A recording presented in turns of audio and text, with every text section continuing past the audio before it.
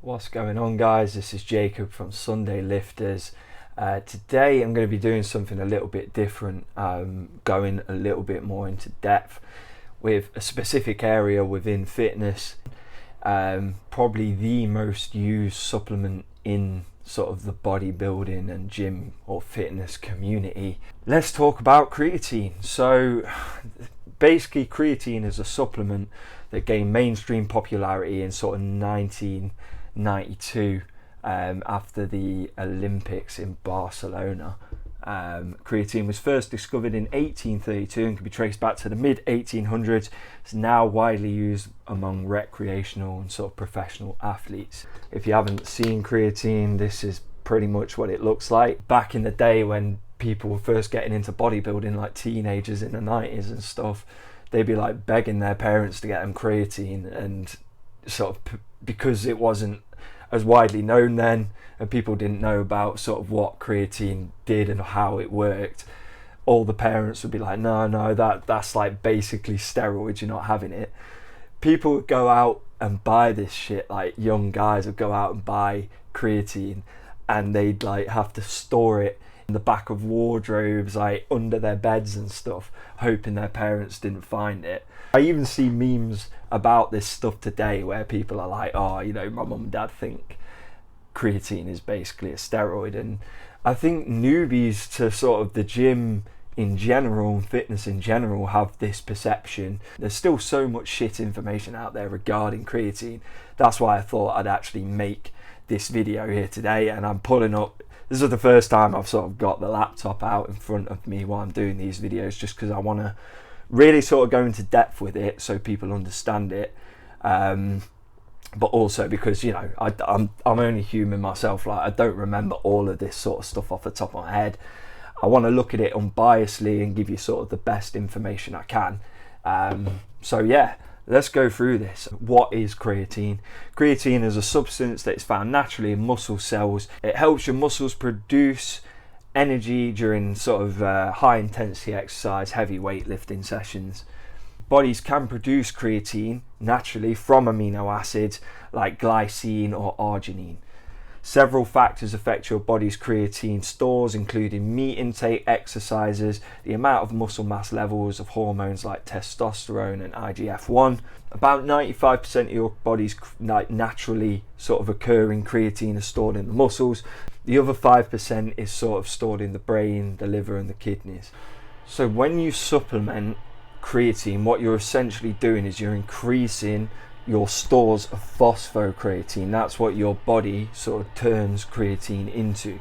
So phosphocreatine serves as a source of phosphate to produce adenosine triphosphate, or ATP, and it basically makes that from adenosine diphosphate, which is ADP. Skeletal muscle cells store enough ATP and phosphocreatine for approximately 10 seconds ish of high intensity exercise or short term like sort of high exertion. Creatine will generally sort of help you gain muscle in some of the following ways. You get a boosted workload, it enables more total work or volume in a workout, improves cell signaling, which increases sort of satellite cell signaling, which is going to sort of help with muscle repair and new muscle growth. Raised anabolic hormones, you know, IGF-1, testosterone, increased cell hydration. It lifts water content to your muscle cells, which causes cell volumization effect and may play a role in muscle growth. You know how, I don't know the exact statistic, but a lot of your muscle is water. This is different to like water weight. Some people do have creatine, and as a side effect, they do like put on a lot of water weight, but generally what happens is the water is stored directly in the muscle. You get reduced protein breakdowns and lower myosin levels. Lower myosin levels, which means elevated levels of protein, myostatin, can slow or totally inhibit new muscle growth. Supplementing with creatine can reduce these levels, increasing growth potential. Creatine generally is accepted as being sort of hailed as good for short-term and long-term muscle growth. It assists many different people, including sort of sedentary individuals, older adults, and elite athletes. So, you know, it's not just bodybuilders and people like that who are supplementing with creatine. Here we go. So one 14-week study in older adults determined that adding creatine to a weight training program significantly increased leg strength and muscle mass. In a 12-week study in weightlifters, creatine increased muscle fiber growth 2 to 3 times more than training alone. The increase in total body mass also doubled alongside 1 rep max for bench press and common strength exercise. Obviously, if you're watching this, you probably know what bench press is. What else? In well-trained strength athletes, 28 days of supplementing increased bike sprinting performance by 15% and bench press performance by 6%.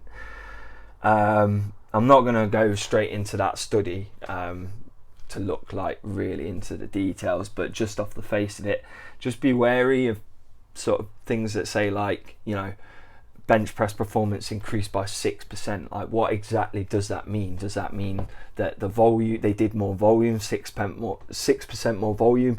Did they do a 6% increase on like their heaviest lift? Was it do you know what I mean? There's that's a bit broad. There's a lot of variables. It doesn't really specify. Maybe the actual article it does specify, but I haven't really got time to go into every single sort of indice or reference. Normally ATP becomes depleted after 8 to 10 seconds of high intensity activity, but because creatine supplements help you produce more ATP, you can maintain optimal performance for a few seconds longer. Obviously, we know as well, guys, like when you're performing at sort of those higher levels and those sort of top tier sort of athletes and bodybuilders and stuff, a few extra seconds does make a big difference. You know, if there's the longer you're doing this, the laws of diminishing returns say that you're going to have to use every sort of thing in your arsenal to help, you know, if you want to keep building muscle when you've been training for 8 years consistently and training well. That's you need this sort of shit. So this is like the bit I really want to get into, because I found this really interesting when I was looking into creatine, the impact that it has on your brain or your sort of neurological systems. Just like your muscle, your brain stores phosphocreatine. Like I say, it's about a 95% muscle to brain split, and that 5% is sort of split between your brain, your liver and your kidneys. Phosphocreatine requires plenty of ATP for optimal function. Supplementing may improve the following conditions: Alzheimer's disease, Parkinson's disease, Huntington's disease, stroke, epilepsy, brain or spinal cord injuries, motor neuron disease, and memory and brain function in older adults. Despite the potential benefits of creatine for treating neurological disease, most current research has been performed in animals. However, one 6-month study in children with traumatic brain injury observed a 70% reduction in fatigue and a 50% reduction in dizziness. Now, again, it doesn't say here how much creatine those children were having. It also doesn't say how many children they actually observed with the brain injury. Regardless though, sort of anecdotally, that does look promising, a 70% reduction in fatigue and a 50% reduction in dizziness. It'd just be interesting to know more about that study. I'll link the article at the end of this, so if you want to look into these fine details, you absolutely can. I just haven't got time to go into all of that right now. Human research suggests that creatine can also aid older adults, vegetarians, and those at risk of neurological diseases. Vegetarians tend to have low creatine stores because they don't eat meat. We only produce 1 gram of creatine in the body naturally every day. It's sort of predicted that about 5 grams is like the efficacious dose. You get it from like creatine's in like fish and meat. I think it's in some dairy products. But in order for us to get like the sort of 5 grams, sort of loosely saying 5 grams, you know, it's sort of disputed, but 5 grams is sort of widely accepted as being the golden zone. It's like almost impossible to get that from a food, no matter how your diet how good your diet is. There's such small amounts of it, even in meats and stuff like that. Without supplementation, it's virtually impossible, dude, to get like 5 grams in a day. In one study in vegetarians, supplementing caused 50% improvement in memory tests and 20% improvement in intelligence test scores. Again, doesn't say how many people they did the study on. It doesn't say how much creatine they were taking, but I think it's probably safe to assume they were sort of having a daily dose of around, that 5 gram mark. Other health benefits of creatine may be lower blood sugar levels, improve muscle function and quality of life in older adults, and help treat non-alcoholic fatty liver disease. However, more research in these areas are needed. The only one of the big criticisms of creatine that I've seen a lot of is that it's not, there's been a lot of short-term studies on it, but not necessarily long-term ones. People sort of are worried about the long-term effects creatine supplementation might have. I personally don't think that there's anything, and there's a lot of sort of literature and scientific literature that supports that there's a lot of benefit to creatine, and so far the bad side, the negatives, obviously people react to everything individually. Like some people do experience like a sort of increased water weight where they just feel bloated, they don't want to do it anymore. Other people might have creatine, just not see that much results from it. It's like people react so differently individually to these sort of things. The most common and sort of most researched version of creatine supplementation is creatine monohydrate, like I sort of showed in that bottle. Creatine monohydrate is very cheap. It's supported by hundreds of studies. Until new research claims otherwise, it really does seem to be a good and safe option for people to take. The way creatine sort of interacts in our body, it does not take any of the same sort of pathways as androgenic anabolic steroids. It's not a steroid. You can literally buy this shit over the counter at Holland and Barrett. If you're from the UK, you'll know what Holland and Barrett is like. You can literally buy it over the shelf. Like if it was that sort of thing, it wouldn't be available over the counter. It's very safe. Like I say, probably the most researched supplement, if not the most researched supplement on the market at the moment. So dosage instructions, we sort of covered this a little bit earlier. 5 grams seems to be the golden zone for people to take on a daily basis. However, what a lot of people seem to do is they do a creatine load where they get it's usually they just load up like 20 grams for the first 5 to 7 days of taking creatine, just to sort of max out the levels in their muscles, and then obviously after that week they'll sort of put it down to 3 to 5 grams. Personally, I don't see the point. I've never creatine loaded. I just took 5 grams every day from the moment I started taking it, and sort of that's how I used it. I never did a creatine load. I'm not saying don't do it. Look, if you want to do it. But I think if you're a newbie training for the gym, you really don't need to. I don't think you even need to be on creatine for your first 6 months of training anyway. I'm not discouraging you from doing it. If you want to do it, do it.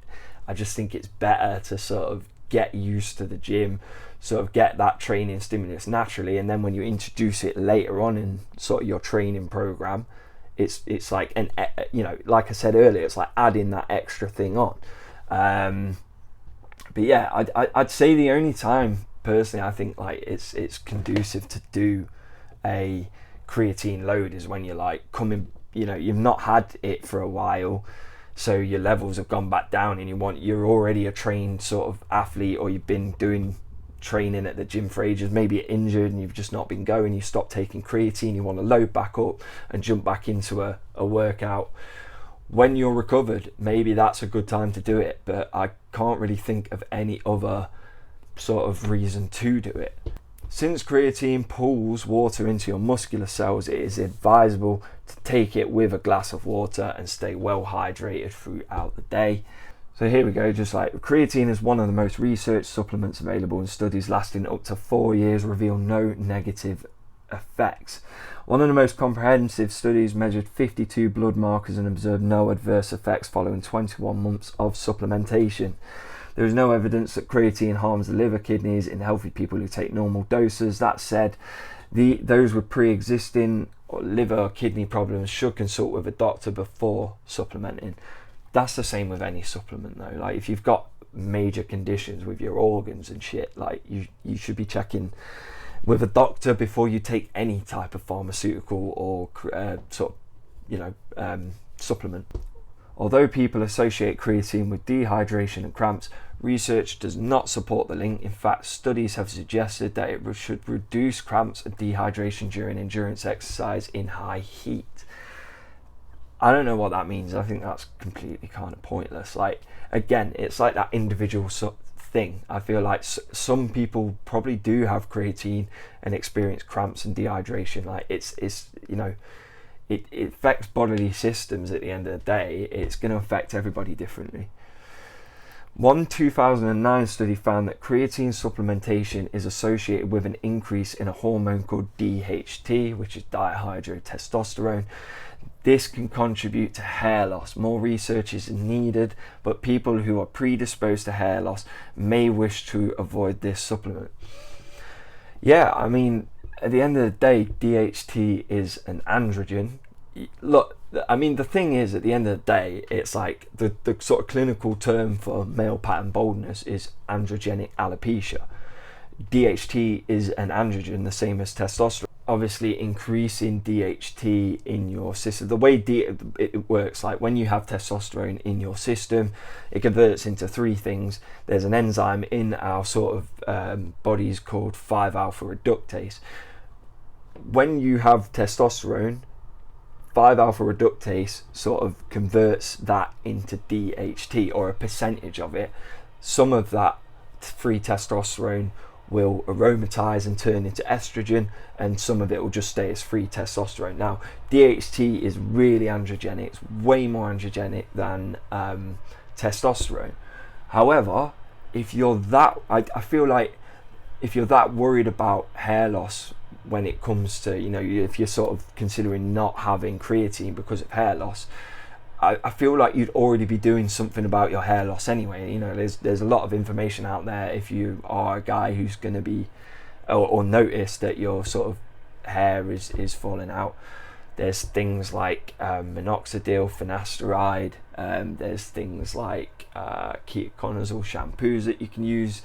But the thing to bear in mind, guys, it's like DHT is often like used as this sort of scapegoat for hair loss in men because it's so androgenic. But at the end of the day, it's like people on finasteride who are sort of completely blocking 5-alpha reductase, converting your testosterone into DHT.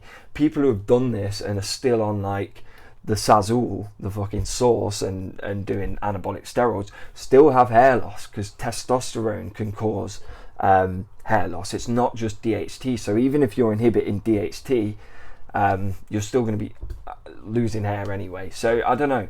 You've got to weigh it up at the end of the day. If you think you're at big risk and you're not already doing something about your hair loss, then don't have the creatine. But if you're already using a hair loss system, which I feel like if you really care that much, you will be, you're sort of combating it through reducing androgens, 5-alpha reductase inhibitors, or you're just, having minoxidil to grow hair thicker and better, whatever you're doing.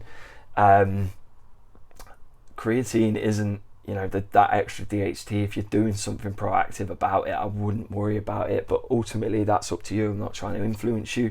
At the end of the day, creatine is one of the cheapest and most effective and safest supplements you can take. It supports quality of life in older adults, brain health and exercise performance.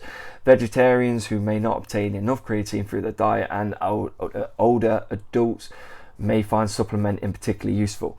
Creatine monohydrate is likely the best form. Try it today and see if it works for you.